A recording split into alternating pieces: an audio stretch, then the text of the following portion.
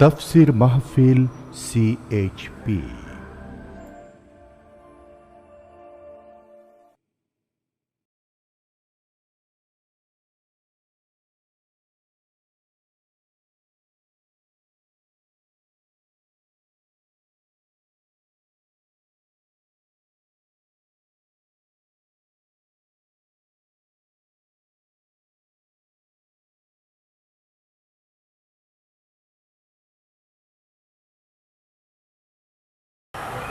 এই ঈমান আনলে পরে যারা ঈমান সমৃদ্ধ হয়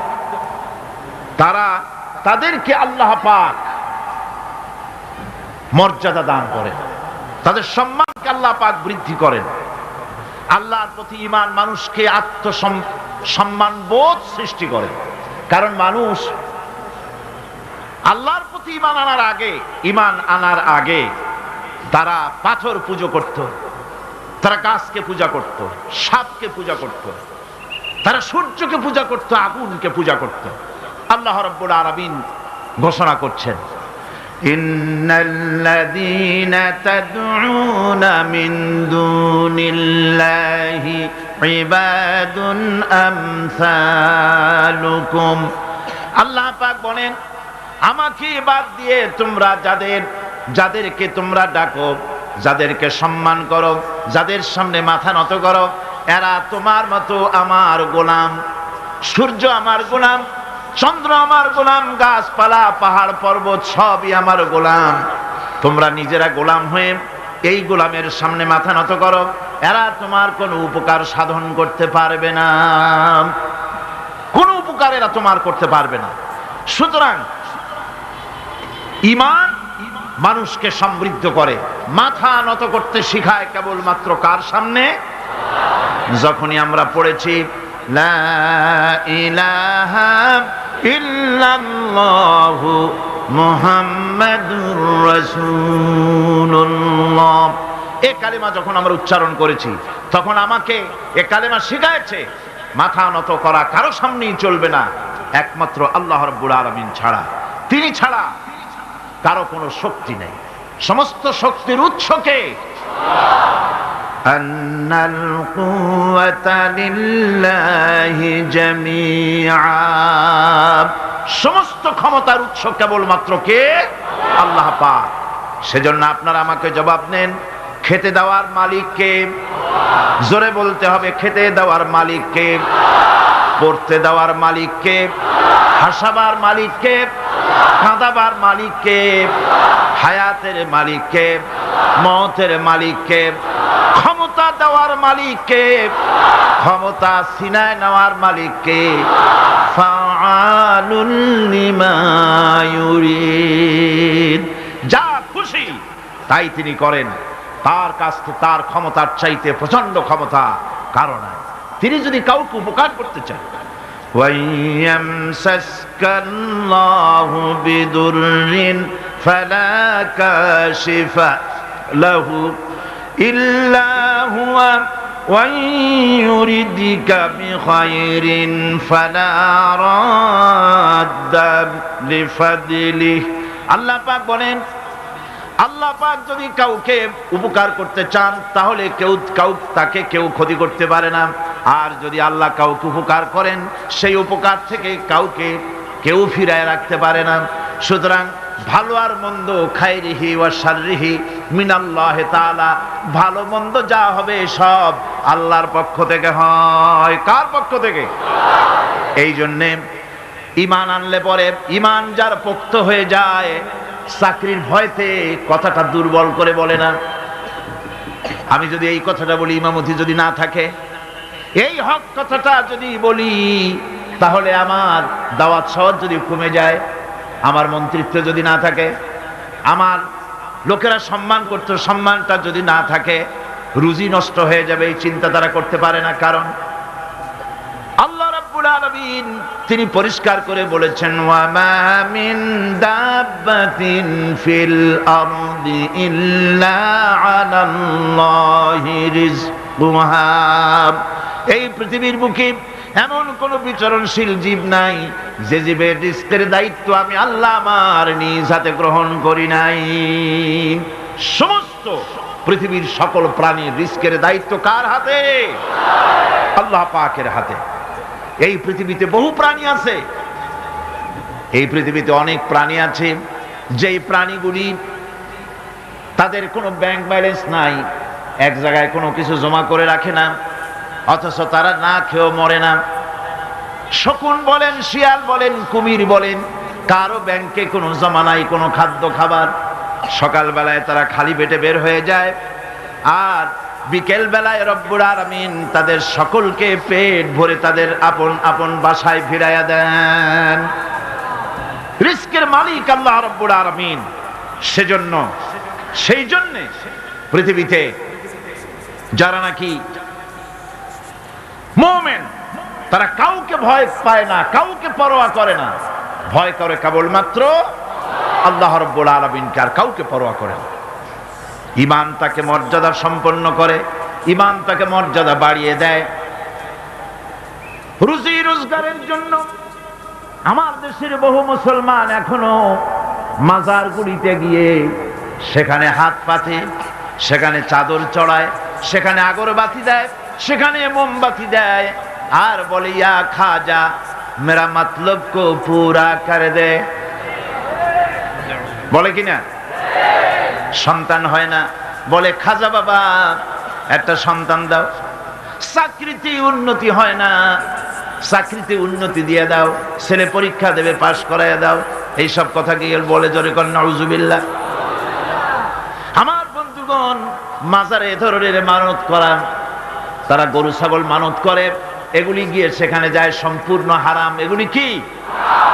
মাজারে চাদর দেওয়া যাবে না, আগরবাতি দেওয়া যাবে না, মোমবাতি দেওয়া যাবে না, মানত করা যাবে না। মানত করা যাবে কেবলমাত্র আল্লাহ রাব্বুল আলামিনের নামে। কার নামে মানত হবে? আল্লাহ ছাড়া কারো নামে মানত করা যাবে না। এই চট্টগ্রামে আলহামদুলিল্লাহ পূর্বের তুলনায় মাজার পূজা বহুল অংশে কমে গেছে। কোন আলহামদুলিল্লাহ? এ কথা ঠিক কিনা? আজকের এই তাফসীরুল কোরআনের মাহফিলে যারা এসেছেন, জীবনেও আর কোনোদিন মাজারে টাকা পয়সা, চাদর, আগরবাতি, মোমবাতি এগুলি দিবেন না। রাজি আছেন? কারা কারা রাজি? হাত উঁচু করে দেখান। আলহামদুলিল্লাহ। হাত নামা।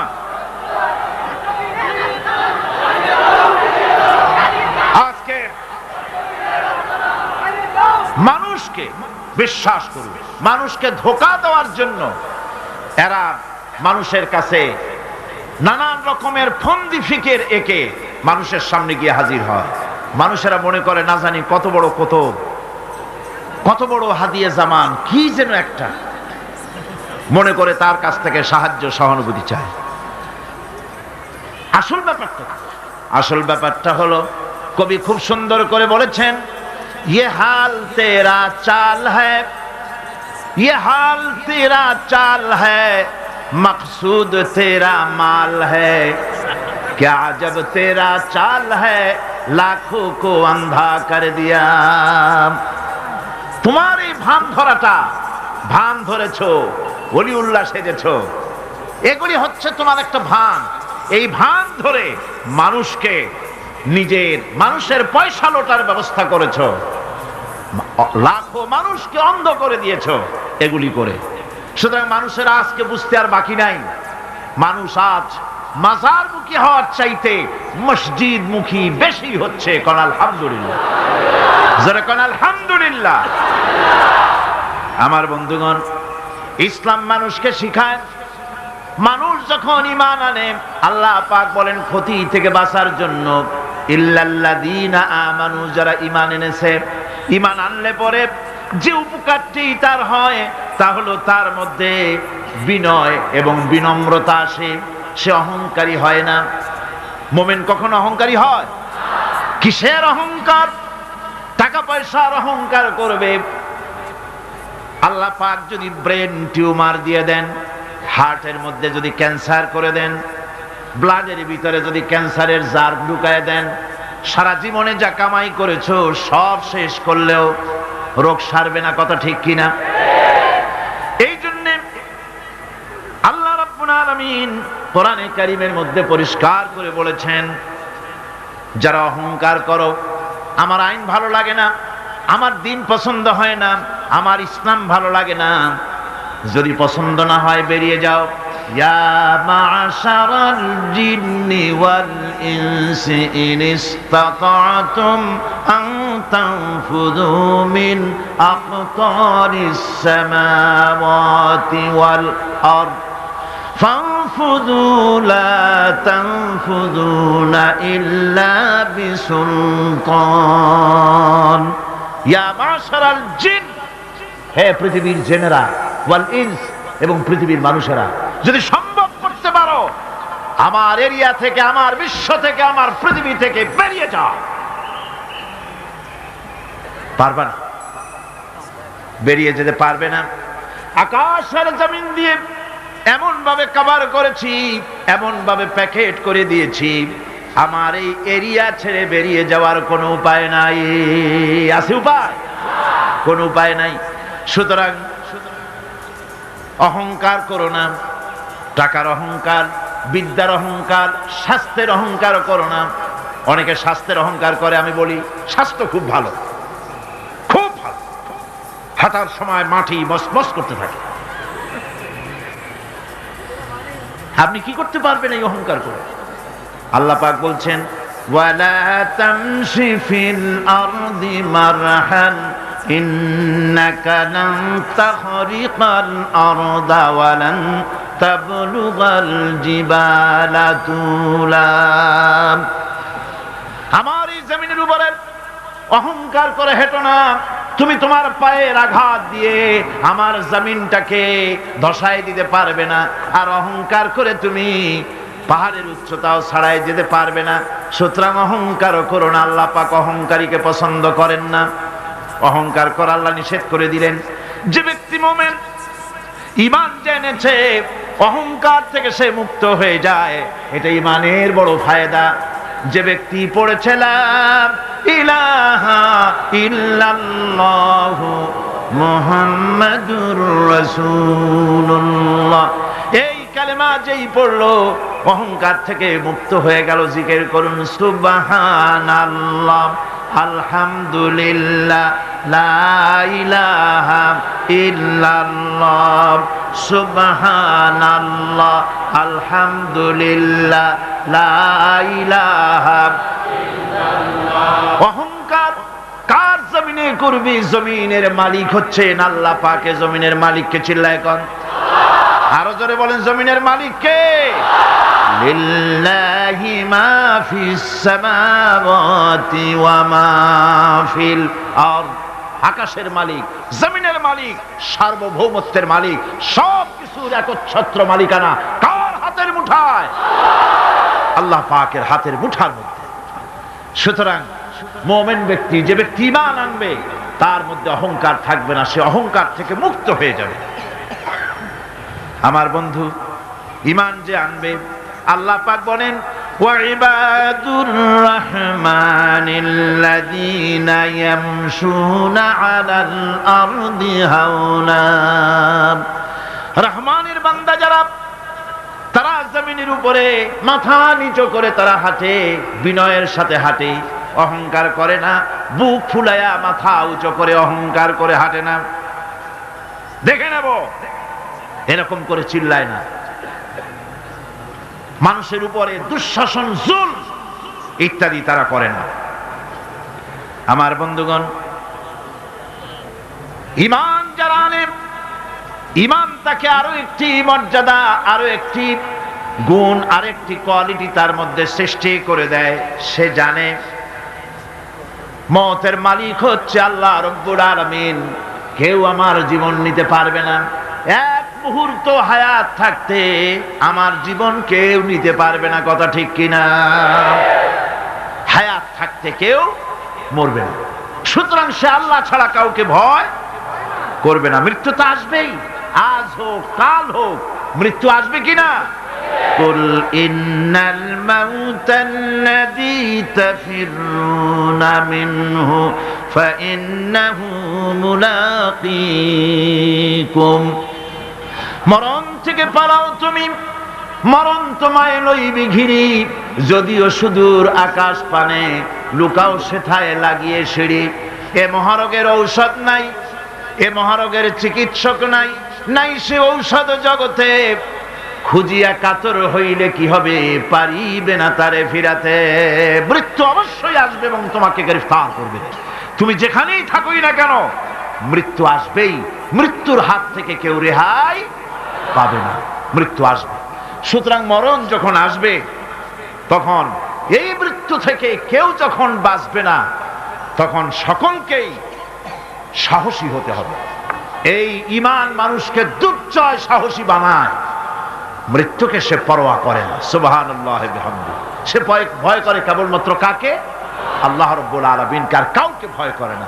ফাঁসির মঞ্চে দাঁড়িয়েও বিজয়ের হাসি হাসে, যেহেতু সে জানে এ ফাঁসি আমার জন্য আল্লাহর পক্ষে যদি নির্ধারিত থাকে তবে ফাঁসি হবে, আর যদি না থাকে তাহলে এই ফাঁসি আমাকে কেউ দিতে পারবে না। মিশরের শহীদ সৈয়দ কুতুব রাহমাতুল্লাহ আলাইহি, নাওয়ারাল্লাহু মারকাদাহু ওয়া জাআলাল জান্নাতা মাসওয়াহু, আল্লাহ পাক তাকে জান্নাতুল ফেরদাউসের মেহমান বানিয়ে নিন।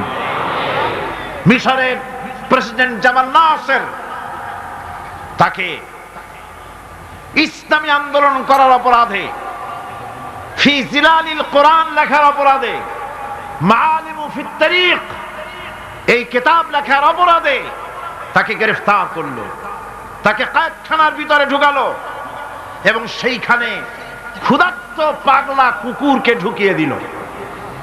তারপর অনেকক্ষণ পরে একজন লোককে পাঠিয়েছে, দেখে আসো রুমের ভিতরে কুকুরের সাথে কুকুর কি ব্যবহার করে। নাউযুবিল্লাহ। জামাল নাসেরের পাঠানো সেই লোকটি জেলখানার ভিতরে দৃশ্য দেখে অবাক হয়ে ফিরে এসে বললেন, জাহাপানা, কয়েকখানার ভিতরে গিয়ে দেখলাম সৈয়দ কুতুব নামাজের ভিতরে সেজদায় পড়ে আছে, আর শিকারী পাগলা কুকুর তার পাশে বসে তাকে পাহারা দিতেছে। মৃত্যুর ভয় ঈমানদারেরা করে না। তাকে বলা হয়েছিল ক্ষমা চাওয়ার জন্য, তিনি বলেছেন মাজলুমকে ক্ষমা চাইতে হবে জালেমের কাছে, এর থেকে ফাঁসি গ্রহণ করে শাহাদাতের দরজা নিয়ে হাসি মুখে আমি আমার মনিবের দরবারে খাড়া হতে চাই। এটাই হলো ঈমান। আর জামাল নাসেরকে আল্লাহ পাক ইন্তেকাম নিলেন, দুনিয়া থেকে বিদায় করে দিলেন। তুরস্কের প্রেসিডেন্ট যাকে ভাগ্য বিধাতা বলা হয়, আতাতুর্ক বলা হয়, কামাল পাশা আল্লাহর ইসলামের সঙ্গে বেয়াদবি করেছে, আরবি ভাষা শিক্ষা করা হারাম ঘোষণা করেছিল, হিজাব পরা মেয়েদের জন্য হারাম ঘোষণা করেছিল, শাদী শোদা মেয়েদেরকে বিবাহ দেওয়া জায়েজ করেছিল। নাউযুবিল্লাহ। এই কামাল পাশার ঘুম ভেঙে গেল সকালবেলায় কিসের এক আওয়াজে। সে বলল, কিসের আওয়াজে আমার ঘুম ভাঙলো? বলা হলো মুয়াজ্জিনের আজান। মুয়াজ্জিন চিল্লাইলো কেন? ধরে আনো। মুয়াজ্জিন আনা হলো। তারপরে জিজ্ঞাসা, এই বেটা চিল্লাইছিস কেন? সে বলল, আমি তো চিল্লাই নাই, আমি আজান দিছি। কেন আজান দিলি? আমার ঘুম ভাঙলো কেন? তাকে আনা হলো এবং তাকে অর্ডার করা হলো। বলা হলো, কামাল পাশা বলল, আমার সামনে তাকে জবাহ করো, তার সমস্ত শরীরটাকে তরবারি দিয়া টুকরা টুকরা করে দাও। আমার ঘুম ভাঙালো কেন? আল্লাহ রাব্বুল আলামিন কামাল পাশাকে দুনিয়া থেকে বিদায় করে দিয়েছেন। না বেঁচে আছে আজও? ইরানের রেজা শাহ পাহলভী মুসলমানদের পর অত্যাচার করেছে। ২৫০০ বছরের রাজতন্ত্রের প্রতিভূ অত্যাচার করেছে মুসলমানদের পরে। মুসলমানের দেশে রাস্তায় রাস্তায় শুকর জবাও হতো। ওলামাদের সম্পর্কে বাসের কন্ডাক্টররা পর্যন্ত এই পর্যায়ে চলে এসেছিল যে আমরা বেশ্যা এবং আলেম এদেরকে আমরা বাসে চড়াবো না। এভাবে করে ওলামাদেরকে ঘৃণা করা হলো, মহিলাদেরকে বেইজ্জত করা হলো, বেপর্দা করা হলো। আল্লাহ পাক অ্যাকশন নিলেন, নেন নাই? জোরে কর, নিয়েছেন কিনা? ইরানে বিপ্লব শুরু হলো। এই বিপ্লবে মহিলারাও নামলেন, তারাও বিপ্লবে শরীক হলেন। এরপরে রেজা শাহ পাহলভী পলাবার জায়গা পায় নাই, আমেরিকা গিয়া পালালো। আমেরিকা তাকে জায়গা দিল না, পানামায় আসলো, পানামা জায়গা দিল না। কায়রোতে আসলো, কায়রোর একটি হোটেলে জীবনের শেষ দিনগুলি সেখানে কাটলো। এতিমের মতো, ভিক্ষুকের মতো দুনিয়া থেকে আল্লাহ জিল্লাতির সাথে বিদায় করে দিলেন। সেই আল্লাহ আছেন কি নাই? জোরে বলেন, আছেন কি নাই? ইসলামের সাথে এই শত্রুতা নতুন কিছু নয়, বহুত পুরানা।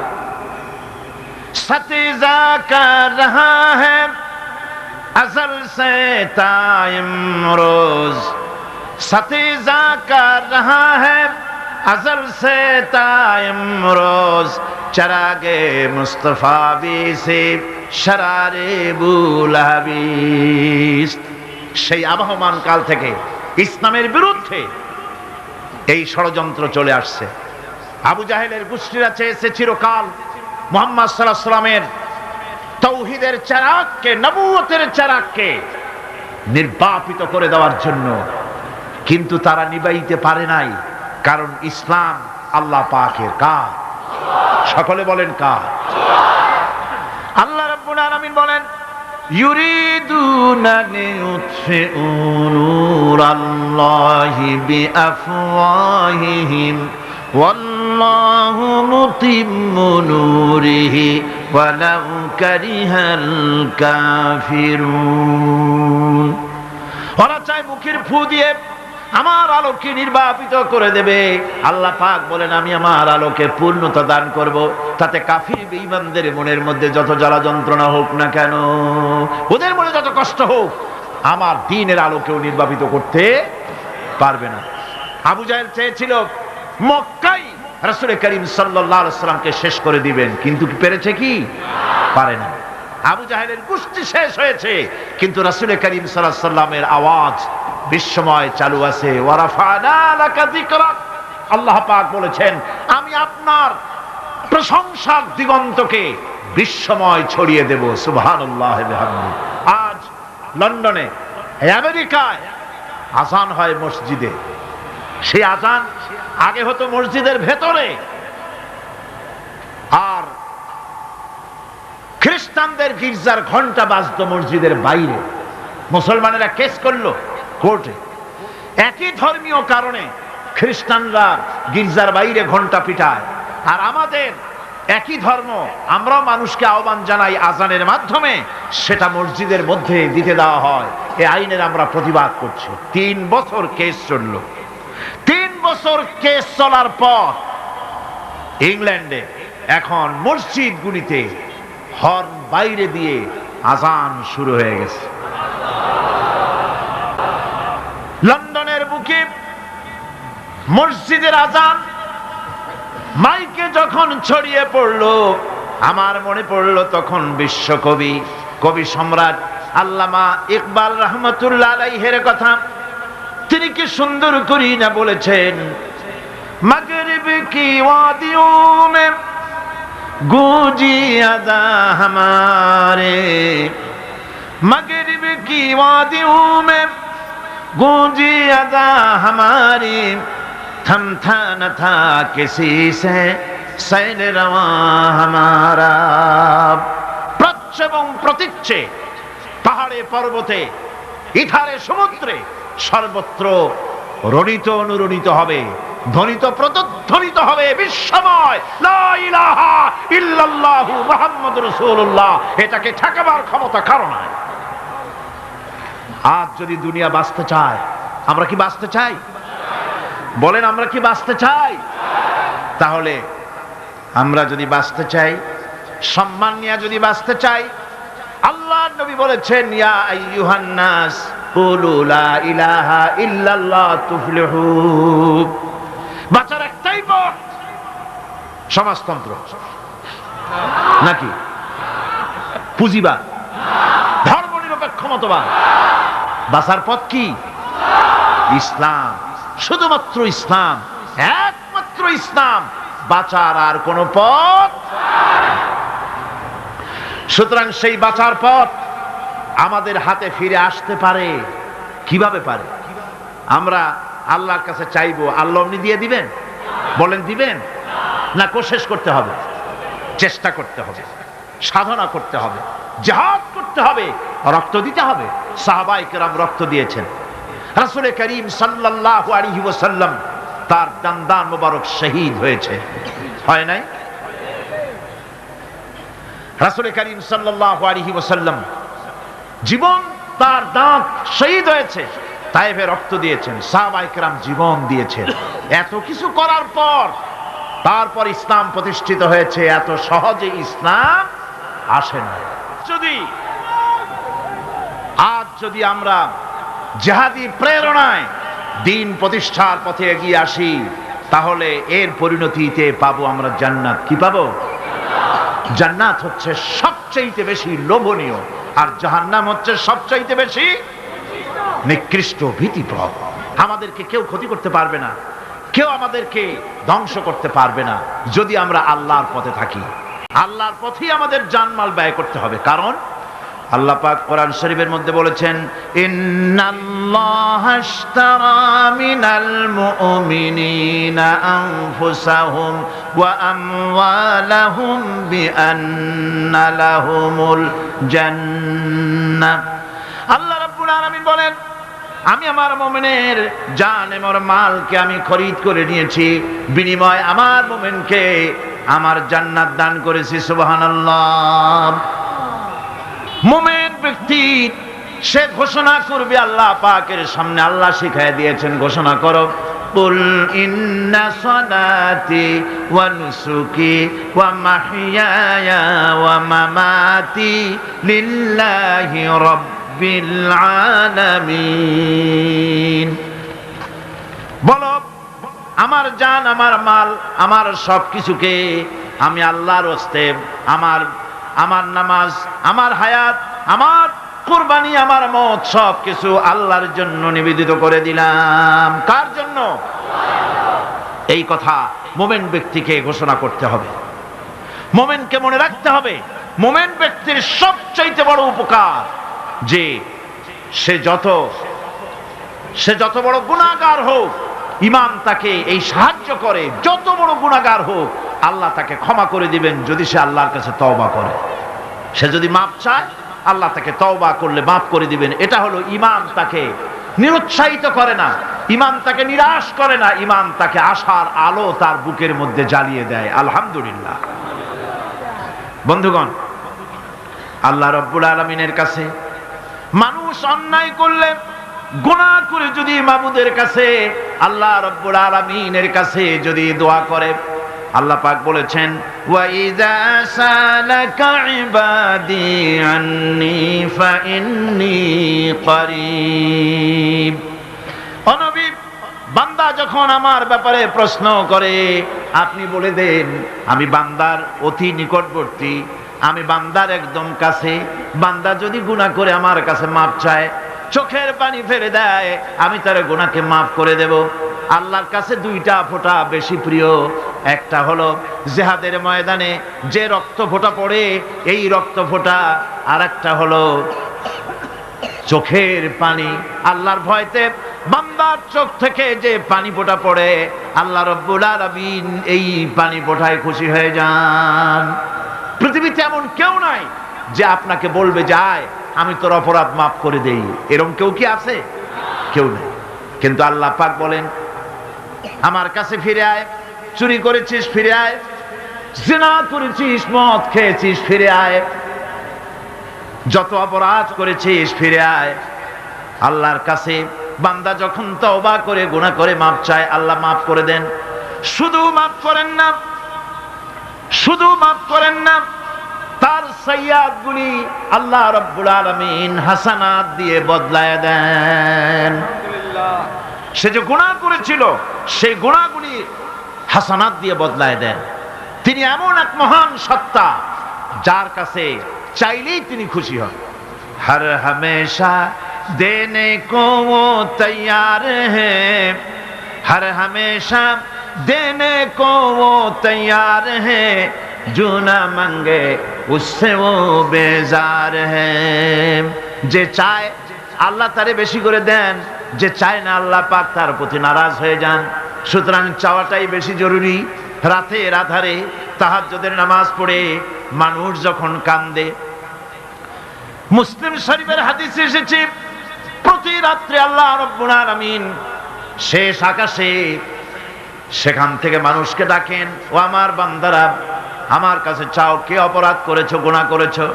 মানুষেরা ওই সময় যারা কাঁদতে থাকে আল্লাহ রাব্বুল আলামিন ফেরেশতাদেরকে সাক্ষী রেখে বলেন, দেখো আমার এই বান্দাগুলি কিভাবে কাঁদতেছে, আমারে দেখে নাই, আমার দুজক দেখে নাই, বেহেশত দেখে নাই, শুধু আমার ভয়তে, জাহান্নামের ভয়তে কোরআন হাদিস বিশ্বাস করে যেভাবে কাঁদতেছে আমি তোমাদেরকে সাক্ষী রাখতেছি, আমার এই বান্দাগুলিকে আমি রব্বুল আলামিন মাফ করে দিলাম। সুতরাং ঈমান মানুষকে এভাবে সমৃদ্ধ করে, ঈমান মানুষকে সমৃদ্ধ করে দেয়, তার সাহসিকতা বাড়িয়ে দেয়, তাকে হতাশা থেকে ফিরিয়ে তার মধ্যে আশার সঞ্চার করে দেয়। লা তাকনাতু মির রাহমাতিল্লাহ, আল্লাহ পাক বলছেন আমার রহমত থেকে মায়ুস হয়ে যেও না, নিরাশ হয়ে যেও না, আমার কাছে কাঁদো, আমাকে বলো, আমি জীবনের সমস্ত গুনাহ খাতাকে মাফ করে দেব। আমার ভাইরা, মুমিন ব্যক্তির ভিতরে সাহস আল্লাহ পাক সৃষ্টি করে দেন, কোন ভয় ভীতি তার মনের মধ্যে জায়গা পায় না, তার মধ্যে সাহস সৃষ্টি হয়ে যায়। তার দৃষ্টান্ত আল্লাহ পাক কোরআন শরীফের মধ্যে দৃষ্টান্ত রেখে দিয়েছেন। আমার বন্ধু হযরত ইব্রাহিম আলাইহিস সালামকে আগুনের ভিতরে যখন ফেলে দেওয়া হয়েছিল, তাকে ফেরেশতারা সাহায্য চাওয়ার জন্য বলেছিল। ফেরেশতা বলেছে, ইব্রাহিম আমার কাছে সাহায্য চাও, এই আগুন থেকে বাঁচায় দেব। হযরত ইব্রাহিম আলাইহিস সালাম বলেছিলেন, আমি তোমাদের কাছে সাহায্য চাইব না, কারণ আমি তো এমন কোন অন্ধ খোদার ইবাদত করি না যিনি তার নিজের চোখে আমার দুঃখ দুর্দশা না দেখেন। তিনি তো দেখতে পাচ্ছেন, সুতরাং আমি তোমার কাছে সাহায্য চাইব না। আগুনে পড়ে গেলেন, আগুনে পড়ে গেলেন। এরপরে রব্বুল আলামিন আগুনের প্রতি নোটিশ করে দিলেন, ইয়া নারু কুনি বারদাও ওয়া সালামান আলা ইব্রাহিম। আগুন আমার ইব্রাহিমের জন্য শান্তিদায়ক ঠান্ডা হয়ে যা। কি বলেন, আগুন তারপরে জ্বলছিল? আগুন তারে জ্বালাইছে? আগুন তারে জ্বালাতে পারে নাই। আমার বন্ধুগণ, সাহস হারাবেন না, কোন অবস্থাতেই সাহস হারাবেন না। আজও যদি কোন নমরুদ কোন ইব্রাহিমের সন্তানকে যদি তার দলভুক্ত কাউকে যদি আগুনে ফেলে দেয়, আল্লামা ইকবাল বলেছেন, আজ ভি হো জু ইব্রাহিম কাইমা पैदा आग कर सकती है এক আন্দাজ গুলিস্তা पैदा। ইব্রাহিমের ঈমান যদি আজও কোথাও হয় বিদ্যমান, করতে পারেন অগ্নিকুণ্ডে খুবসুরত গুলিস্তান। আজও যদি আগুনের মধ্যে কাউকে ফেলে দেওয়া হয়, কোন নমরুদ যদি আজও ফেলে, তাহলে সেই আল্লাহ আছেন না যে আল্লাহ ইব্রাহিমকে বাঁচাইছিলেন? আছেন কিনা? সে আল্লাহ পাক আজও আছেন এবং আগুনের ভেতর থেকে তার বান্দাকে তিনি হেফাজত করতে সক্ষম। ভাইরা আমার, হযরতে মূসা আলাইহিস সালামকে এসব ঘটনা কোরআন শরীফে আল্লাহ পাক কেন বললেন? আমি তো বানিয়ে বানিয়ে কোনো ঘটনা বলতেছি না, এগুলি কোথায় আছে? কোথায় আছে? আল্লাহ পাক এসব ঘটনা কেন বললেন? এই জন্য বলেছেন, ফেরাউন এক যুগে সেই বিদায় হবে তা না, নমরুদ এক যুগে সেই বিদায় হবে তা না, আবু জাহেল এক যুগে সেই বিদায় হবে তা না।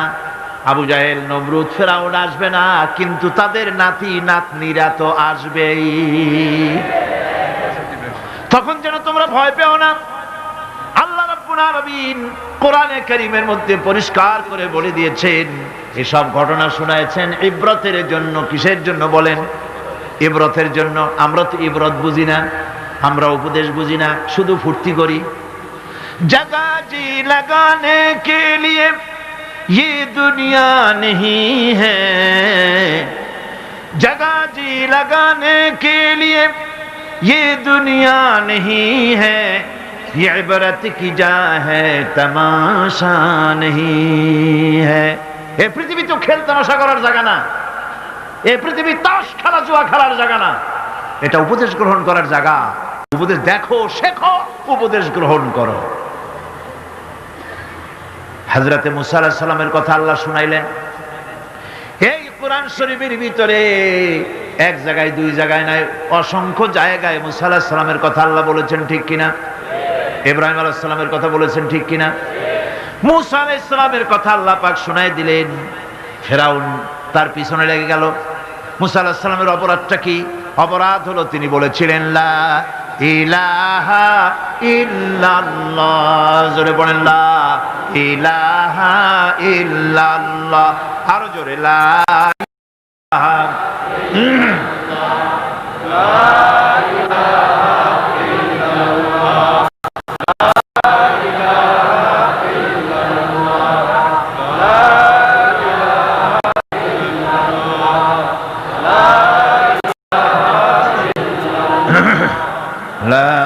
ইলাহা ইল্লাল্লাহু মুহাম্মাদুর রাসূলুল্লাহ। তিনি লা ইলাহা ইল্লাল্লাহর দাওয়াত দিলেন। ফিরআউন জবাবে বলল, মা আলিমতু লাকুম মিন ইলাহিন গায়রি, আমি তো জানি না, আমি ছাড়া আরো ইলাহ আছে, আমি তো জানি না। আমি তো ইলাহ, তুমি আবার নতুন ইলাহ আল্লাহ কই থেকে? আবার যদি আমার সামনে নতুন কোন ইলাহের সন্ধান দাও, যদি দাওয়াত দাও, লা আজআলান্নাকা মিনাল মাসজুনিন, কারারুদ্ধ করে রাখবো, জেলখানায় ঢুকাবো। মুসা আলাইহিস সালাম বললেন, ফিরআউন রে, কারে তুমি ভয় দেখাও জেলখানার? আমি তোমার জিলের পরোয়া করি না, কারণ আমি আল্লাহ রাব্বুল আলামিনের পয়গম্বর মুসা কালিমুল্লাহ, জেলের পরোয়া আমি করি না। ফেরাউন তারে ঘিরে ফেলল দরিয়ার কিনারে, তিন দিক থেকে আক্রান্ত হয়ে গেল। হযরতে মুসা আলাইহিস সালামের সাহাবীরা বললেন, ইন্না লামুদরাকুন, আমরা তো ঘেরাও হয়ে গেছি, আমাদের তো আর পালাবার কোনো উপায় নাই। মুসা আলাইহিস সালাম বললেন, কাল্লা, কখনোই নয়, ইন্না মাইয়া রাব্বি সায়াহদিন, অবশ্যই আল্লাহ আমাদের রাস্তা দেখাবেন। সুবহানাল্লাহ। একদিকে দরিয়া আর তিন দিকে কি? ঘেরাও হয়ে গেছে, তিন দিকে শত্রু, একদিকে দরিয়া, পালাবার রাস্তা আছে? এর নাম পয়গম্বর। সুবহানাল্লাহ। কোন মোমেনকে আল্লাহ শিক্ষা দিচ্ছেন, এই শিক্ষা রাখো, ভয় পাইও না। চতুর্দিকে অন্যায়, অত্যাচার, অবিচার, জুলম, শোষণ, নির্যাতন থেকে ভয় পেও না, আমি আল্লাহ আছি। আছেন না? আল্লাহ কয় এক একজনের ক্ষমতা দেই, এক এক দলকে ক্ষমতা দেই, ক্ষমতা দিয়া লিনানজুরাকুম কাইফা তা'মালুন, ক্ষমতা দিয়া তাকায় দেখি করো নাকি, কি করো। তারপরে যখন দেখি নাফরমানি শুরু করেছে, বেঈমানি শুরু করেছে, আমার গোলামদের উপরে অত্যাচার চালাচ্ছে, এটা যখন দেখি, আল্লাহ পাক বলেন, আমি তখনও ওয়ায়ামুদ্দুহুম ফি তুগয়ানিহিম ইয়ামাহুন, আমি ঢিল দিয়ে দেই, দেখি পারো কদ্দুর, কদ্দুর পারো। তারপরে যখন সীমা লঙ্ঘন করে যায়, যখন প্রান্ত সীমা এসে যায়, আল্লাহ পাক বলেন, ইন্না বাতশা রাব্বিকা লাশাদীদ, এরপরে আমি ধরি। আর যখন আমি ধরি, আমার হাত থেকে ছাড়িয়ে নেওয়ার ক্ষমতা পৃথিবীর কারো নাই, আকাশেরও কারো নাই। ঠিক কি না? সুতরাং ভয় পাওয়ার কোনো কারণ নেই। মুসা আলাইহিস সালাম বললেন, ভয় পাইও না, আল্লাহ আমাদেরকে রাস্তা দিয়ে দিবেন। মহান আল্লাহ রাব্বুল আলামিন হযরতে মুসা আলাইহিস সালাম যখন সঙ্গীদেরকে বললেন ভয় পাইও না, আল্লাহ পাক বলেন আমি তখন কি করলাম? فأوحينا إلى موسى أن اضرب بعصاك البحر فانفلق فكان كل فرق كالطود العظيم। আল্লাহ পাক বলেন আমি ওহী নাজিল করলাম, মুসার প্রতি ওহী অবতীর্ণ করে দিলাম, তোমার হাতের লাঠি দিয়া দরিয়ার উপরে আঘাত করো। দরিয়ার উপরে তিনি আঘাত করলেন, দরিয়া ফেটে গেল, 12টা রাস্তা হয়ে গেল। এক একটা রাস্তার মাঝখানে পানির বিরাট দেওয়াল হয়ে গেল, পাহাড়ের মতো। وأنجينا موسى ومن معه أجمعين। এরপরে আমি মুসা আলাইহিস সালামকে এবং তার সাথী সঙ্গীদেরকে নাজাত দিয়া দিলাম, আর তার ফেরাউনের দলবলকে ডুবাইয়া শেষ করে দিলাম। ফেরাউন তার দলবল নিয়ে পানির মধ্যে যখন এলো, দেখলো রাস্তা, পানির মধ্যে রাস্তা। মুসা আলাইহিস সালামকে ধরার জন্য পূর্ণ উদ্যম এবং উৎসাহ নিয়ে দরিয়ার ভেতরে ঝাঁপিয়ে পড়লো, রাস্তা দিয়ে এগোতে লাগলো। মাঝখানে যখন এলো, আল্লাহ পাক বললেন কুন। আল্লাহর তো সুইচ টেপা লাগে না, কি কর? নৌবাহিনী তো টাকা লাগে না, সেনাবাহিনী কোথায় আছে খোঁজ নেওয়া লাগে না। যখনই কিছু ইচ্ছা করেন শুধু বলেন কুন ফায়াকুন, যখন বলেন হ্যাঁ হয়ে যায়। যখন সমুদ্রের দিকে তাকায় বলেন কুন, সঙ্গে সঙ্গে সমুদ্র 30 ফিট পানি উঁচা হয়ে যায়। বাতাসের দিকে তাকায় যখন বলেন কুন, 280 মাইল স্পিডে প্রবাহিত হয়ে যায়। যখন মাটির দিকে তাকায় বলেন কুন, সঙ্গে সঙ্গে 5 তলা বিল্ডিং মাটির নিচে চলে যায়। যায় কিনা? এখানে তো গেছে 2 তলা। টার্কিতে, ইরানে, আমেরিকা, মেক্সিকোতে, পৃথিবীর বিভিন্ন ভূমিকম্পের জোন যেগুলি আছে, এরিয়া আছে, এ সমস্ত বিশাল বিশাল বিল্ডিং গুলি ধুলার মতো করে আল্লাহ রব্বুল আলামিন কালইহনিল মানফুস, বাতাসের মতো করে, তুলার মতো করে উড়ায় দেন। সুবহানাল্লাহ। ভূমিকম্প আমার নিজের চোখে দেখছি। ভূমিকম্প হয় কেমনে? চোখে দেখছি মানে ভূমিকম্পের জায়গায় দাঁড়ায় দেখলে তো আমি এখানে আসতেই পারতাম না। ক্যালিফোর্নিয়া, লস অ্যাঞ্জেলেস, ভূমিকম্পের পরের বছর আমার সেখানে দাওয়াত ছিল। ছবির ভিতরে আমাকে ভূমিকম্পের দৃশ্য দেখানো হলো। ওরা স্যাটেলাইট থেকে ভূমিকম্প চলাকালীন সময় ছবি তুলেছে। আমার দেশে রাস্তা হচ্ছে 1 তলা রাস্তা, আর আমেরিকা, ইংল্যান্ডে রাস্তা 5 তলা 6 তলা। টোকিও থেকে গত বছর টোকিও সফর করলাম, জাপানে 5-6 তলা ট্রেন লাইন আছে মাটির তলায়, ইঁদুর ফেল। সেই লস অ্যাঞ্জেলেসে ভূমিকম্প হল। 5 তলা 6 তলা বিল্ডিং গুলি কাতাইয়ে সিজিল্লি লিল কুতুব, কিতাবের পাতার মতো একটার পর একটা ঠাস ঠাস করে পড়েছে। মেয়ে লোকেরা যেমন ডিম মামলেট করে, এই রকমের গাড়ি গাড়ি সুদ্ধা রাস্তাগুলির পেঁচাইয়া মামলেট বানাই দিয়েছে। আমি ছবির ভিতরে দেখছি বিশাল স্ক্রিন, আমার পেছনে যে পর্দা আছে এর থেকে বড় স্ক্রিন। অন্তত 10,000 লোক একসঙ্গে বসে দেখার সুযোগ আছে সেখানে। সব খ্রিস্টান, ইহুদি, 200 জন মুসলমান। আমি স্থান, কাল, পাত্র সব ভুলে গেছি। আমি দেখতে পেলাম মাটি সমুদ্রের ভিতরে যেমন তুফান হয়, মাটিতে ওই রকম তুফান হচ্ছে, আর বিল্ডিং গুলি ভেঙে যাচ্ছে, সমস্ত ব্রিজ গুলি ভেঙে যাচ্ছে। আমি আল্লাহু আকবার বলে চিৎকার মেরে উঠলাম। সুবহান! কি বিশাল ক্ষমতার মালিক তিনি! শুধু বলেন কোন, সাথে সাথে হয়ে যায়। সুবহানাল্লাহ! সামান্য 3 দিনের মাতবাড়ি, একটু মন্ত্রী, হায় হায়, অহংকারের ঠেলায় অস্থির। মানুষ চেনে না, শক্তি, শৌর্য, বীর্য মনে করে সব আমার। কিন্তু কিছুই তোমার না। সময় যখন আসবে দেখবা তোমার কেউ না, টেলিফোনের কাছে হাত দেবা তারও সময় পাওয়া যাবে না, তার আগেই কাম সারা। দেখেন না আমাদের দেশে পুলিশের অবস্থা দেখেন। পুলিশেরা এরা মন্ত্রী যখন আসে খুব ফিটফাট হয়ে মন্ত্রীকে সেলুট মারে, হাত দিয়ে একটা মারে, পাও দিয়ে আর একটা মারে। আমি চিন্তা করছি যে এটার হাকিকতটা কি, বিষয়টা কি? এই যে দুইটা সেলুট, হাত দিয়ে একটা পাও দিয়ে একটা, কারণটা কি? হাত দিয়ে তো বুঝলাম যে সত্যি এরা হাত দিয়া ব্রিটিশ প্যাটার্নে সেলুট মেরেছে, কিন্তু পাও দিয়া পরে চিন্তা করলাম আসলে ঠিকই আছে।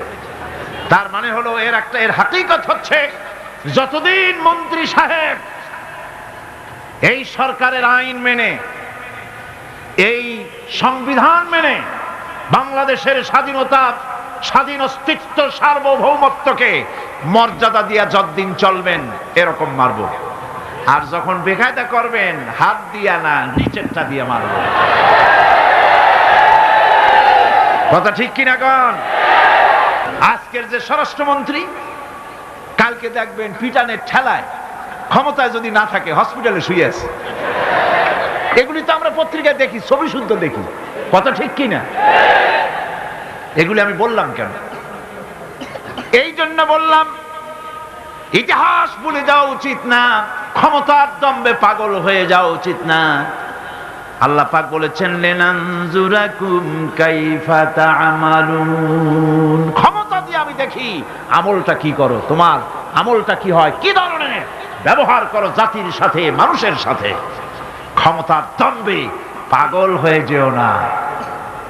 ওই যে পণ্ডিত জওয়াহরলাল নেহেরু সেই যে পাগলা হসপিটালে গেছিল, মেন্টাল হসপিটাল, মাথায় সুন্দর টুপি, গায়ে শেরওয়ানি, চোস্ত পাজামা, হাতে ছড়ি, ইসলামী ড্রেস। অমুসলমানদের কাছেও মজা লাগে, কিন্তু দুর্ভাগ্যজনক আমার দেশের মুসলমানদের মজা লাগে না। এদের মজা লাগে অন্যদেরটা অনুসরণ করতে, নিজেরটা ভালো লাগে না। সুন্দর টুপি, সারা জীবন নেহেরু শেরওয়ানি, পাজামা, টুপি ব্যবহার করেছেন, ঠিক কিনা? এই পোশাক কার? নেহরুর বাপের, মুসলমান। আজ মুসলমানদের এই ড্রেসকে বাংলাদেশের টেলিভিশনে অমর্যাদা করা হচ্ছে।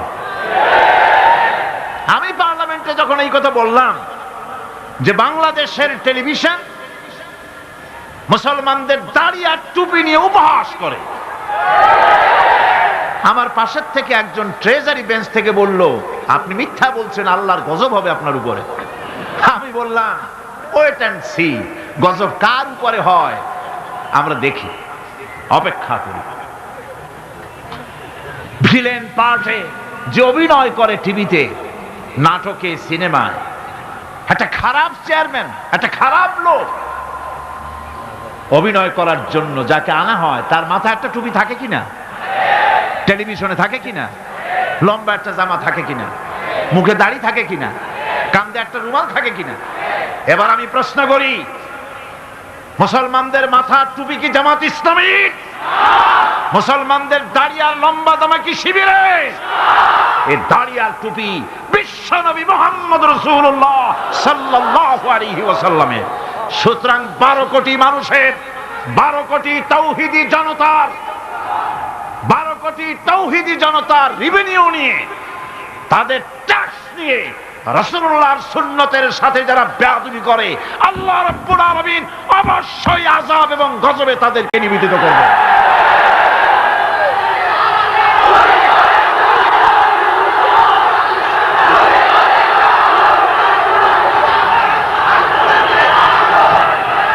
আমার বন্ধুগণ, পণ্ডিত নেহেরু হসপিটালে গিয়েছে, পাগলেরা জিজ্ঞেস করছে, এত সুন্দর কেতাদুরুস্ত লোক তো দেখে নাই, তুমি কে গো? উনি বললেন, আমারে ঠিক পাও নাই, আমি ভারতের প্রধানমন্ত্রী পণ্ডিত জওয়াহরলাল নেহেরু। এক পাগল অনেক সময় আপাদমস্তক নিরীক্ষণ করে দেখে বলছেন, ও সেই কথা, তা ঠিক আছে, আমরাও তখন এখানে এসেছিলাম, তোমার মতো এরকম লম্বা লম্বা কথা আমরাও বলতাম, থাকো আমাদের কাছে কিছুদিন, তোমার মাথাটাও ঠান্ডা হয়ে যাবে।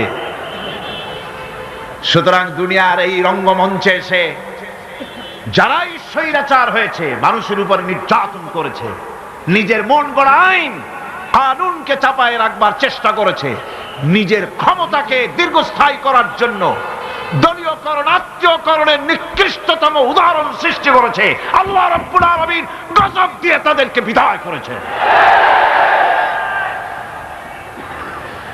সুতরাং এই পৃথিবীর রঙ্গমঞ্চ, এইখানে আল্লাহ পাক কোন জালিমকে বরদাস্ত করেন নাই, ঠিক কিনা কন? আল্লাহ রাব্বুল আলামিন তাই ঈমানে সমৃদ্ধ লোকদেরকে রব্বুল আলামিন তাদেরকে শুনান, ভয় পায় না। এ ধরনের জুলুম করেছিল ফেরাউন, ডুবাই দিছি তারে। জুলুম করেছিল নমরুদ, নমরুদকে মারার জন্য কোনো জেনারেল লাগাই নাই, একটা খোড়া কর্নেল দিয়েই শেষ করে দিছি। দিছে কিনা? একটা ঠ্যাং ভাঙ্গা মশায় শেষ করছে না? একটা ঠ্যাং ভাঙ্গা মশায় শেষ করে দিল। আবু জাহেলের গোষ্ঠী শেষ হয়ে গেল, জামাল নাসের গেল, মোস্তফা কামাল পাশা গেল, রেজা শাহ পাহলভী গেল।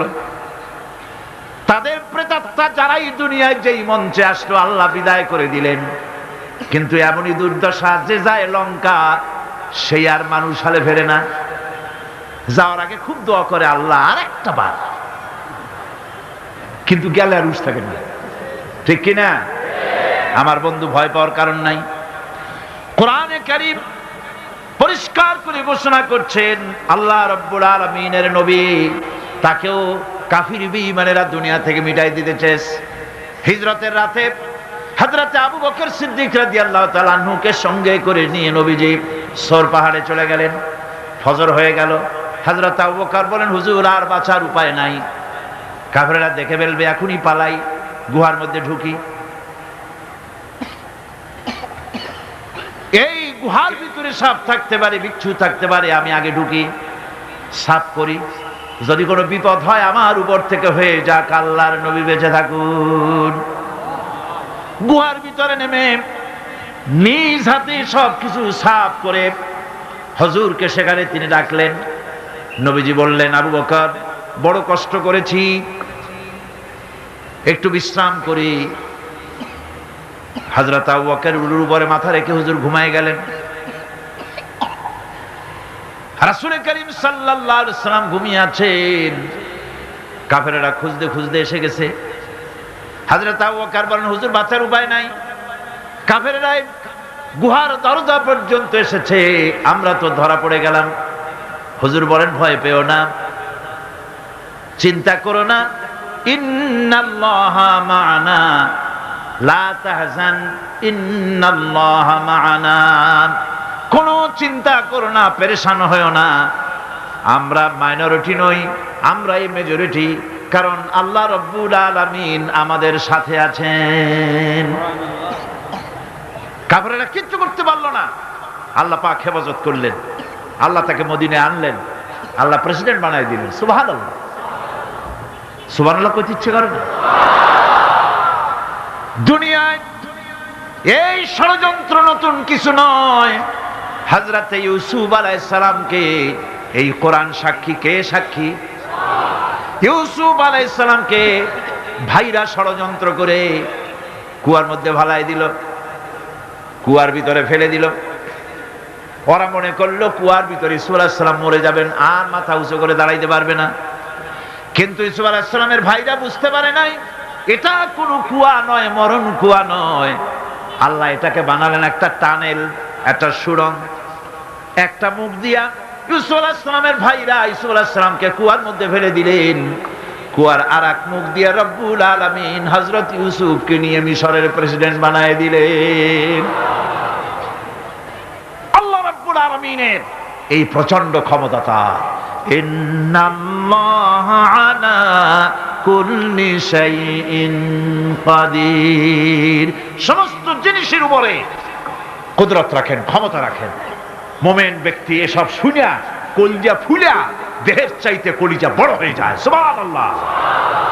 দুনিয়ার কাউকে পরোয়া করে না, পরোয়া করে কেবলমাত্র কাকে? আল্লাহ পাককে। মাথা নত পৃথিবীর কারো কাছে করে না, মাথা নত করে কার কাছে? জোরে কোন কার কাছে? কেবলমাত্র আল্লাহ রাব্বুল আলামিনের কাছে।